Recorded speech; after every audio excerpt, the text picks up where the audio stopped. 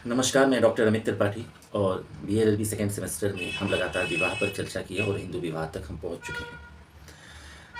परीक्षाओं में एक प्रश्न पूछा जा सकता है कि मनुस्मृति में हिंदू विवाह के जो 8 प्रकार बताए गए हैं वह क्या है? यह प्रश्न बहुत इंपॉर्टेंट है हमें हमारी परीक्षाओं के लिए। मुझसे जब कोई पूछता है कि हिंदू विवाह के 8 प्रकार पर चर्चा कीजिए तो मैं उनको मनुस्मृति में जो 8 प्रकार बताए गए हैं तो मैं बताता हूँ। ब्रह्म विवाह पहला, दूसरा देव विवाह, तीसरा आर्ष विवाह, चौथा प्रजापत्य विवाह, पांचवा असुर विवाह, छठा गंधर्व विवाह, सातवां राक्षस विवाह, आठवां पिशाच विवाह। यहाँ मैं आपको बताना चाहूँगा कि जो ब्रह्म विवाह है वह सर्वश्रेष्ठ विवाह है और नीचे से जो मैंने 8वां प्रकार आपको बताया पैशाच विवाह, वह सबसे निकृष्ट विवाह है। ब्रह्म विवाह पर हम चर्चा करते हैं। विवाह एक बड़ा प्रासंगिक विषय है और अक्सर निजी ज़िंदगी में इंसान इस जो कथन से है वो एक बार गुजरता ही है। विवाह ज़िंदगी का सबसे महत्वपूर्ण आधार स्तंभ है। मैंने पहले भी बताया था कि संतान की उत्पत्ति विवाह से ही होती है और संतान की उत्पत्ति में हो तो मानव अस्तित्व भी नहीं बच सकता है। यानी मानव अस्तित्व निरंतर चलता रहे उसके लिए विवाह भी एक महत्वपूर्ण आधार स्तंभ के रूप में देखा जा सकता है।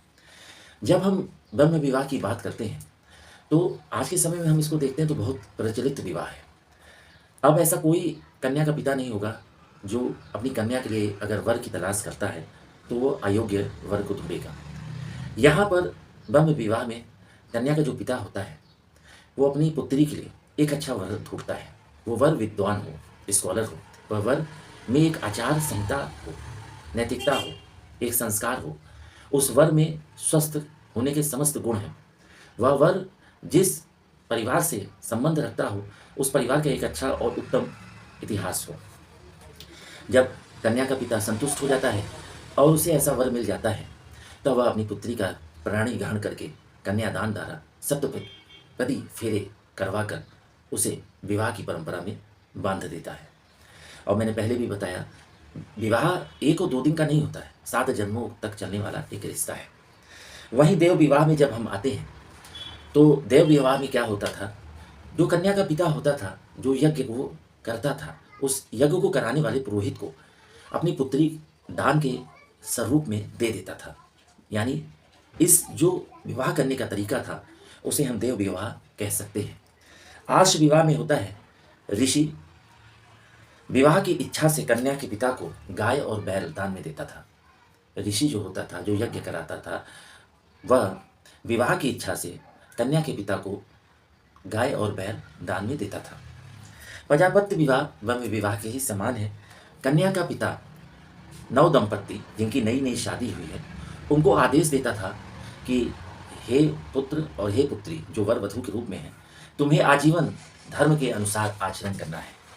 फिर असुर विवाह असीरियन पद्धति से अपना मेल खाती थी और असीरियन लोगों में यह बहुत प्रचलित थी।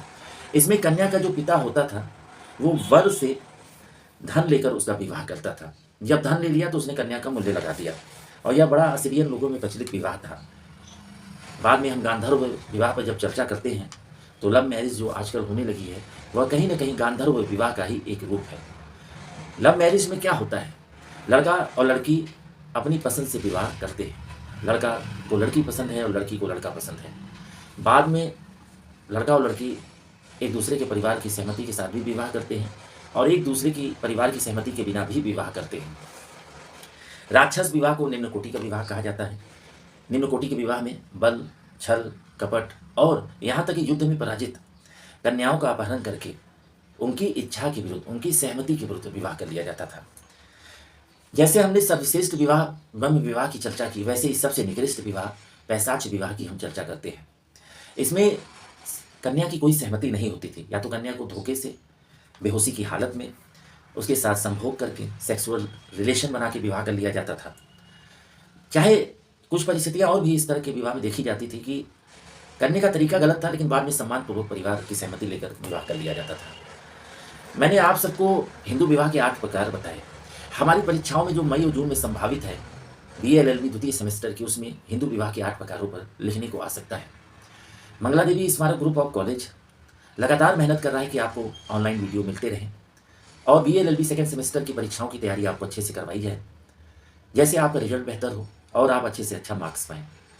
हमने साथ ही अपने मोबाइल नंबर को भी आपके साथ साझा किया है, आप उसको देख सकते हैं डिस्क्रिप्शन में, जिस पे आप 24 हावर्स तो नहीं कह सकते हैं, जो भी सही समय है, आप उस पे फ़ोन करके अपने सब्जेक्ट से संबंधित प्रश्नों का जवाब जान सकते हैं। और मुझे पूरी उम्मीद है कि आप हमारे वीडियो को लगातार सुन रहे होंगे और अपनी तैयारी परीक्षा की करते होंगे, क्योंकि आपकी सफलता ही मंगला देवी स्मारक परिवार की सफलता है। धन्यवाद, नमस्कार, मैं डॉक्टर अमित त्रिपाठी।